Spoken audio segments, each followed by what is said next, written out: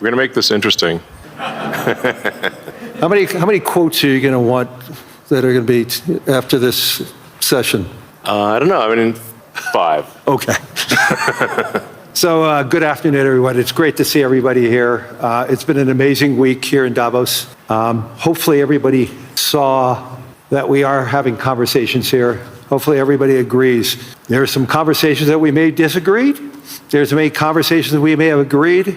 But through those conversations, and I think today's result with a peace agreement earlier today, the World Economic Forum is here to have those conversations, to have understandings, and also resolution. So it's an important component of who we and what we are, and I'm thrilled to have Elon Musk here.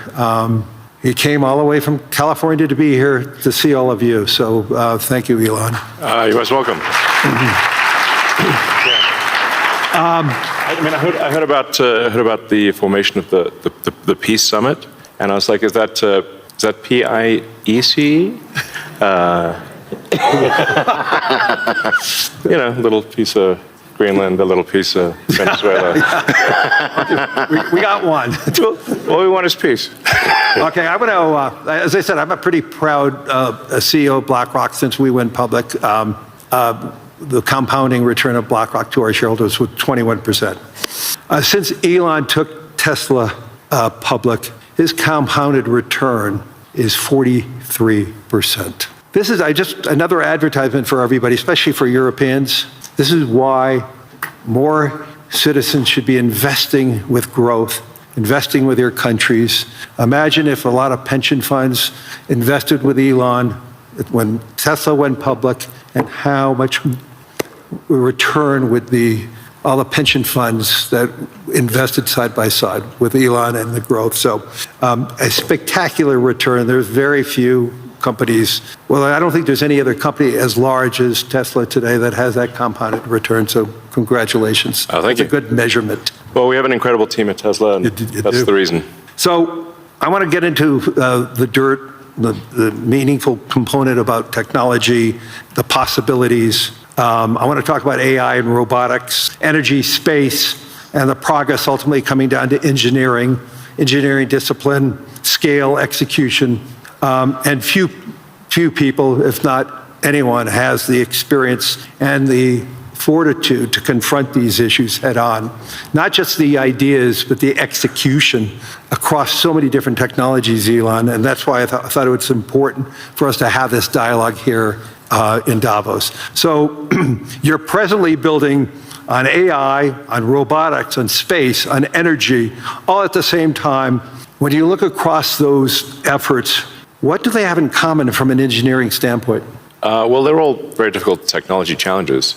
But the overall goal of my companies is to maximize the future of civilization, like basically maximize the probability that civilization has a great future, and to expand consciousness beyond Earth. So if you take SpaceX, for example, that SpaceX is about advancing rocket technology to the point where we can extend life and consciousness beyond Earth. To the moon, to Mars, eventually to other star systems. And I think we should always view consciousness, life as we know it, as precarious and delicate, because to the best of our knowledge, we don't know of life anywhere else. I'm often asked, are there aliens among us? And I'll say that I am one, but...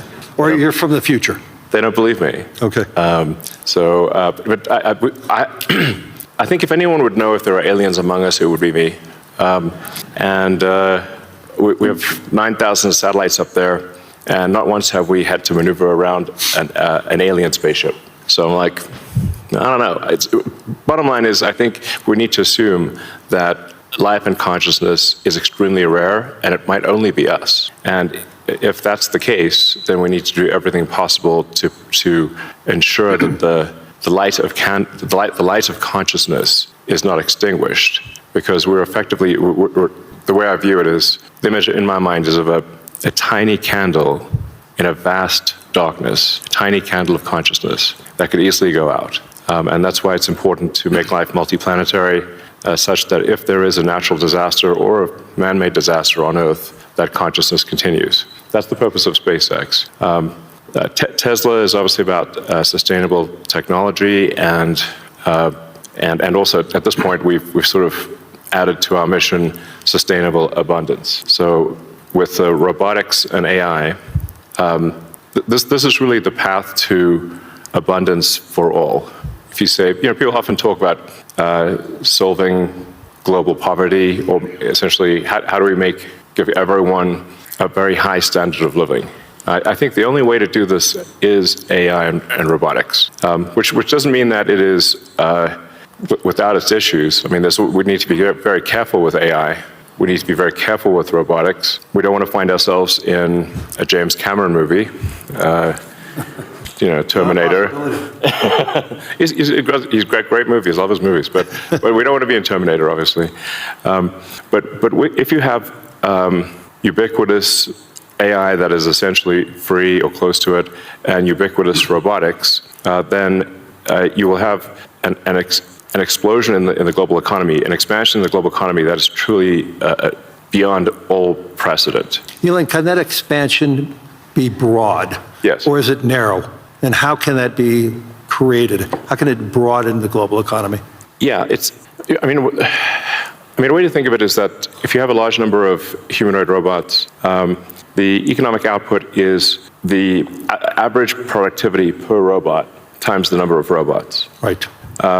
And actually, my prediction is in the benign scenario of the future that we will actually make so many robots and AI that they will actually saturate all human needs. Meaning, you won't be able to even think of something to ask the robot for at a certain point.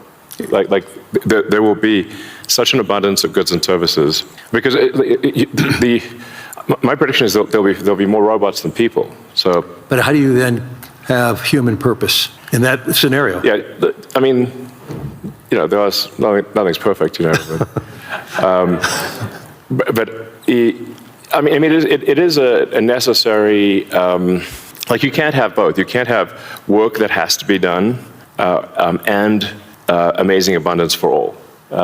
Because if it's work that has to be done, then you and only some people can do it, then you can't have abundance. Then it's narrow. Yes, narrow. Yeah. Exactly. So, but if you have billions of humanoid robots, and I think there will be, I think everyone on Earth is going to have one and going to want one, because who wouldn't want a robot to, assuming it's very safe, watch over your kids, take care of your pet.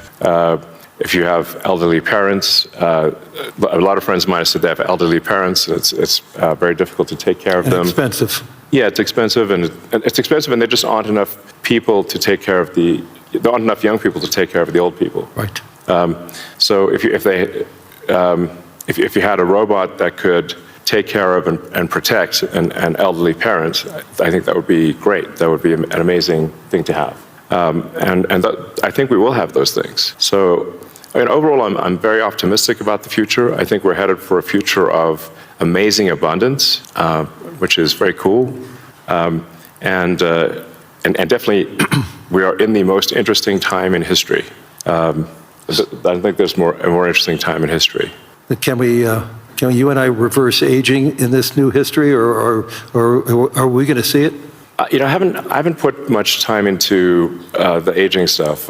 I do think it is a very solvable problem. Like you can, I think when we figure out what causes aging, I think we'll find it's incredibly obvious. It's not a subtle thing. The reason I say it's not a subtle thing is because all the cells in your body, with some pretty much age at the same rate. I've never seen someone with an old left arm and a young right arm ever in my life. So why is that? That means that there must be a clock, a synchronizing clock, right, that is synchronizing across 35 trillion cells in your body. There is some benefit to death, by the way. It's like there's a reason why we don't actually have a longer lifespan, because if people do live forever for a very long time, I think there's some risk of an ossification of society, of things just getting kind of locked in place, And it just may become stultifying, just not lack vibrancy.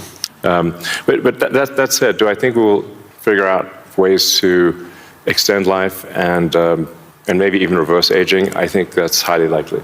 I'm looking forward to that. Yeah. In the future that you talk about, the AI models, autonomous machines, rockets, depends on massive increases in compute, massive increases in energy, expensive energy, manufacturing scale. What are the bottlenecks to get there? And that, once again, with all that expenditures, again, how can we make sure that it's broad and not narrow? I just think the natural thing is it's going to be very broad because AI companies will seek as many customers as they possibly can, and the cost of AI is already very low and it's plummeting every year. I mean, the cost of AI is almost meaningfully changing on a month-to-month basis. There's open models now everywhere. Yeah. Yes, there's open models, and the open models only lag. They're maybe a year behind the sort of closed models. So I think the AI companies will seek as many customers as possible, which means they'll provide AI to the world. But the cost of getting to there, the compute, the chips, the fab, the powering. That to me, what are the those are huge. The limiting factor. Yeah, I think the limiting factor for AI deployment is fundamentally electrical power. It's just right. It's energy. Yeah. I mean, we're seeing the rate of AI chip production increase exponentially, but the rate of electricity being brought online is 3%, 4% a year. Max. Yeah. It's clear that we're very soon, maybe even later this year, we'll be producing more chips than we can turn on. Except for China. China's growth in electricity is tremendous. They're building 100 gigawatts of nuclear as we speak. Actually, solar is the biggest thing in China. So I believe China's production capacity on solar is 1,500 gigawatts a year, and they're deploying over 1,000 gigawatts a year of solar. Now, for continuous solar load, you divide that by roughly, 4 or 5. Call it that's around 250 gigawatts of steady state power paired with batteries. And that's a very big number. That's half of the average power usage in the U.S. Right. So U.S. power usage on average is 500 gigawatts. Right. China, just in solar, in solar that can provide steady state power and batteries, can do half of the U.S. electricity output per year just with solar. Solar is by far the biggest source of energy. And actually, when you look beyond, or even on Earth, but certainly beyond Earth, the sun rounds up to 100% of all energy. This is an important thing to consider. So the sun is 99.8% of the mass of the solar system. Jupiter is about 0.1%, and everything else is miscellaneous. Now, even if you were to burn Jupiter in a thermonuclear reactor, the amount of energy produced by the sun would still round up to 100%, because Jupiter is only 0.1%.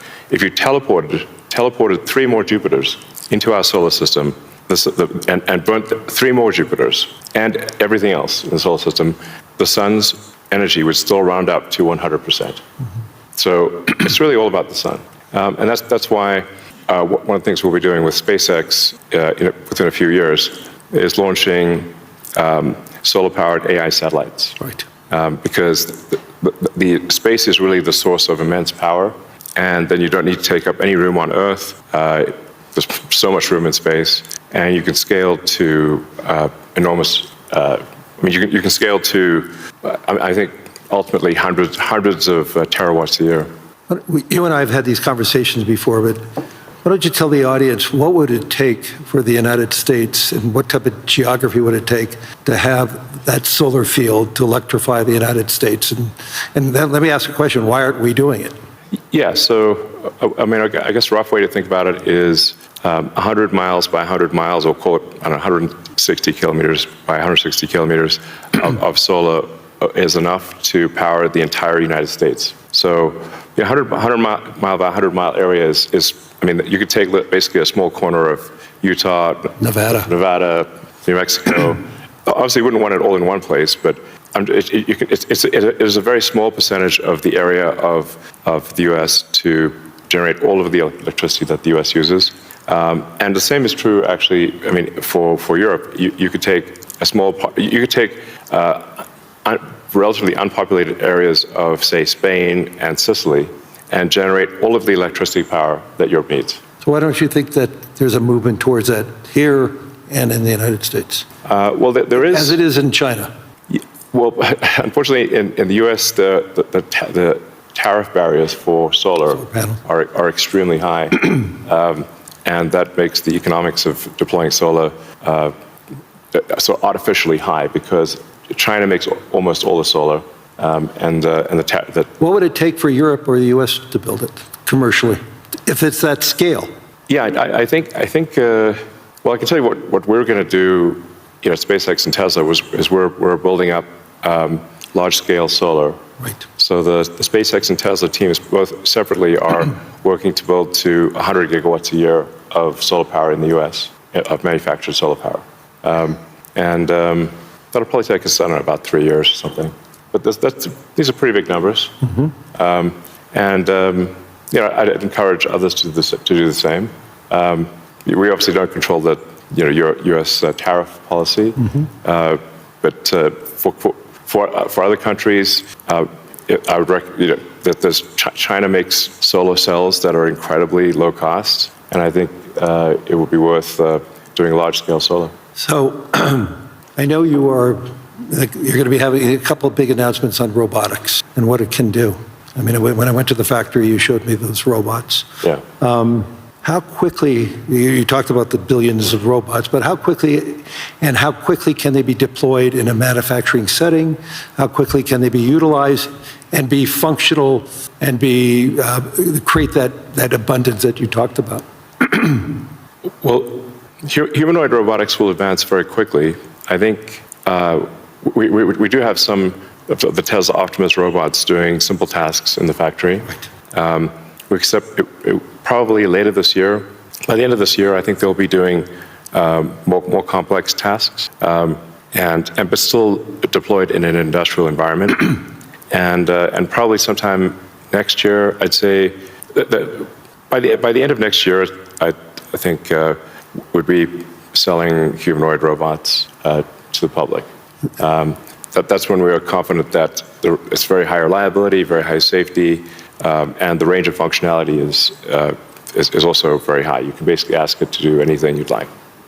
You're already seeing that in Tesla cars, the software changes that you're doing. And what is it, every quarter now, a software change that upgrades the ability of the robot within the car? Yes, the Tesla Full Self-Driving software, we update it sometimes once a week. Recently, some of the insurance companies have said that it is actually so safe, when Tesla Full Self-Driving is so safe that they're offering customers half-price insurance if they use Tesla Full Self-Driving in their car. And that can be monitored by the insurance company? Is that part of the agreement then? Yeah, I think self-driving cars is essentially a solved problem at this point. Right. And Tesla's rolled out a sort of robo-taxi service in a few cities, and will I think be very, very widespread by the end of this year within the U.S. And then we hope to get supervised full self-driving approval in Europe, hopefully next month. Really, that quickly? Yeah, and then maybe a similar timing for China, hopefully. I want to move to space, because historically space is very capital intensive. It historically been done by governments. Obviously, SpaceX changed the whole model. But we've seen it slow to scale, and now I'm starting to see it ramping up in what you're doing and other things. Talk to us about the automation and AI, how it's changing the economics in building and preparing for us in operating in space. Sure. Well, the key breakthrough the major breakthrough that SpaceX is hoping to achieve this year is full reusability. So no one has ever achieved full reusability of a rocket, which is very important for the cost of access to space. We've achieved partial reusability with Falcon 9 by landing the boost stage. We've now landed the boost stage over 500 times, but we have to throw away the upper stage. The upper stage sort of burns up on re-entry for Falcon 9. So, the cost of that is equivalent to a small to medium-sized jet. So, but with Starship, which is a giant rocket, it's the largest flying machine ever made. That's a rocket that you're using for the idea of going to Mars, right? Yeah, Mars and the Moon, as well as for high-volume satellite stuff. So Starship, hopefully this year we should prove full reusability for Starship, which will be a profound invention because the cost of access to space will drop by a factor of 100 when you achieve full reusability. Right. It's the same sort of economic difference that you would expect between, say, a reusable aircraft and a non-reusable aircraft. Like if you have to throw your aircraft away after every flight, that would be a very expensive flight. But if you only have to refuel, then it's the cost of the fuel. And so that's really the fundamental breakthrough that gets the cost of access to space, we think, below the cost of freight on aircraft. So, under $100 a pound type of thing easily. Wow. So it makes putting large satellites into space very low, very cheap. And then when you have solar in space, you get 5 times more effectiveness, maybe even more than that, than solar on the ground, because it's always sunny. It's cold. It's always sunny, so you don't have a day-night cycle or seasonality or weather, and you get about 30% more power in space because you don't have atmospheric attenuation of the power. Right. The net effect is solar is 5 times more. Any given solar panel will do 5 times more energy in space than on the ground. Is there any capacity in doing that and then taking that power and bringing it back to Earth? Is there any way of doing that, or you're just taking that power and utilizing it for the needs, like building AI data centers in space? I think the case, it's a no-brainer for building solar-powered AI data centers in space, because as you mentioned, it's also very cold in space. If you're in the shadow, then it's very cold in space, just 3 degrees Kelvin. So you just have solar panels facing the sun, and then a radiator that's pointed away from the sun, so it has no sun incidence, and then it's just cooling. It's a very efficient cooling system. So net effect is that the lowest cost place to put AI will be space, and that'll be true within 2 years, maybe 3 at the latest. Wow. So looking 10 or 20 years out, how would you describe success with AI or space technology, and where do you see it? Are you more certain of what's going to happen in the next 3 years, or 5 or 10? I don't know what's going to happen in 10 years, but the rate at which AI is progressing, I think we might have AI that is smarter than any human by the end of this year, and I would say no later than next year. Wow. And then probably by 2030 or 2031, call it 5 years from now, AI will be smarter than all of humanity collectively. We only have a number of minutes left, but I want to humanize you for a second. So there's no speculation that you're a joke about peace. Right. I would frame this question by, you are the most successful entrepreneur, industrialist in the 21st century, maybe beyond. I want to really get this. What inspired you? Who inspired you? What was the foundation of your curiosity? And importantly, was there an aha moment, an epiphany at any time in your life and career? Well, as a kid, I read a lot of science fiction, sci-fi, fantasy books. Yeah, we talked about that. And comic books, and I always liked technology. I didn't expect to be where I am today. That seems incredibly implausible. But I was inspired by reading about books about the future, about science fiction, and I guess I want to make science fiction not fiction forever. At some point, turn science fiction to science fact. And we want to have like Starfleet and Star Trek really, for real, like where we actually have giant spaceships traveling through space, going to other planets, traveling to other star systems. I'm just interested if I could be beamed up to go back to New York. I'd like to just be beamed back to New York instead of flying. Yeah. Talking about Star Trek. No, I guess my essential, what I would call the philosophy of curiosity. I'd like to understand the meaning of life. Is the standard model of physics correct regarding the beginning of life, beginning of existence, and the end of the universe? What questions do we not know to ask that we should ask? And AI will help us with these things. So I'm just trying to understand how do we get here? What's going on? What's real? Are there aliens? Maybe there are. And if we've got spaceships that are traveling to other star systems, we may encounter aliens, or we may find many long dead alien civilizations. But I just want to know what's going on. I'm curious about the universe, and that's my philosophy. Do you see yourself ever going to Mars in your lifetime? Yeah, I mean, I would say like That's a long commitment. I've been asked. Isn't that 3 years each way? It's 6 months. 6 months. That's all it is. Yeah, 6 months, but the planets only align every 2 years. Okay. So, yeah, I've been asked a few times, like, do I want to, die on Mars? And I'm like, yes, but just not on impact. That's a good answer. Anyway, we're out of time. Hopefully everybody enjoyed this. I mean, there's so many myths around Elon Musk. I could tell you he's a great friend, and I constantly learn so much from him. And I'm totally inspired by what he has done. I've been inspired who he is, and I'm totally inspired by his vision of the future. And I don't think it's such a bad future. And I agree with his optimism. So, Elon, thank you. Any last words? Well, I think my last words would be, I would encourage everyone to be optimistic and excited about the future. Good. And generally, I think for quality of life, it is actually better to err on the side of being an optimist and wrong rather than a pessimist and right. On that note.